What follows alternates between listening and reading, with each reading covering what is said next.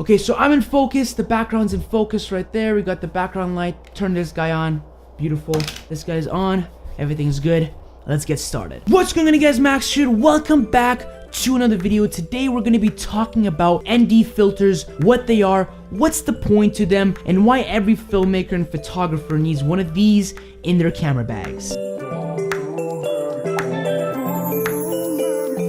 So jumping straight into the tutorial video today, we're talking about ND filters, what's the point to them, and why everybody needs one of these. So jumping straight into it, ND filters are like sunglasses for your camera lenses. The whole point to them is so you don't have to bring or change the camera settings on your camera when you're shooting outside. So essentially when you shoot outside, more light is being let into the actual camera sensor, essentially creating a very disgusting blown out image. And to prevent that, the only way that you're going to be able to fix and not have to change the camera settings is by using an ND filter. So instead of having to bring that shutter speed all the way down to 200, 250, making the image look disgusting, jittery, too much motion blur, instead of causing troubles, what you can do is just put an ND filter on top of your lens and all your problems are fixed. That's not the only thing that this guy does. Essentially, that's not the only thing that you need to know about this guy, because there's a lot more that comes with ND filters. There are two types of ND filters. There is a prime ND filter and there is essentially a variable ND filter. So the point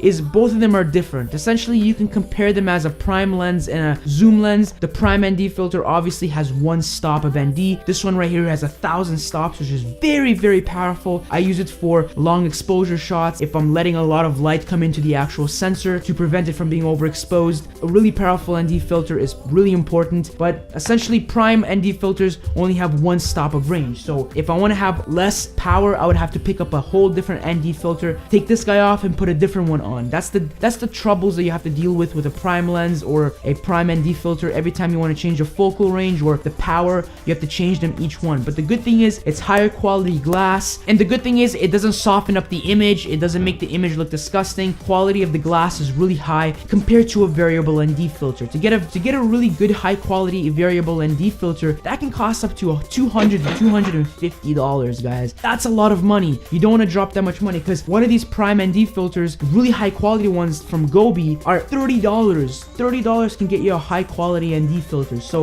the fact that you have to pay $200 to $250 to get a really nice and variable ND filter, personally, I don't find it useful. But to some people, it's useful because it's essentially like a zoom lens. It's like a Swiss Army knife of your camera bag. It just lets you essentially, instead of having to switch thing, you just put it once on your lens for the whole day. If you want less power, you turn it left. If you want more power, you turn it to the right, and it gives you more ND. So it has a couple of stops of ND. That's your preference, whatever you feel more. I personally like these because they're cheaper. I just like them. They're higher quality glass and they're better for me. But choose which one you want. Personally, if you're just going to be shooting videos like vlogs and basic photos, just photos outside, I would recommend around 8 to 16 stops of ND, or maybe even 24 can be good. But 1,000 stops is really, really powerful. If you're doing only long exposure shots, this is the only time it's actually going to become useful. So really make sure how many ND stops you're choosing. If you don't know exactly which one might be personally good for you, go search them up, because I really don't know which one's going to be more for you. Search up, if you're a portrait photographer and you shoot in the Swiss Alps, search on a video what's the best ND filter for the Swiss Alps and what's the best stop of ND when you're shooting on a mountain, or when you're shooting during the winter time, or if you're trying to shoot a light bulb. Long exposures, each ND filter has its own purpose and each stop is perfect for different things, obviously. But anyways, hope you guys enjoyed today's video. Hopefully you learned something new. Hopefully you learned just how important ND filters are and just how useful these guys are. So be sure to go to Amazon, pick these up. They're gonna save your life on a photo shoot or on a video shoot, because you don't want to be that type of guy that goes there, gets some disgusting overexposed images and then tries to fix it in post, but then the whole image just looks completely disgusting. So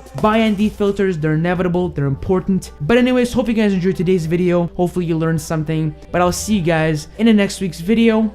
Peace out, have a good time, go shoot some videos, go shoot some photos, and I'll see you guys next week.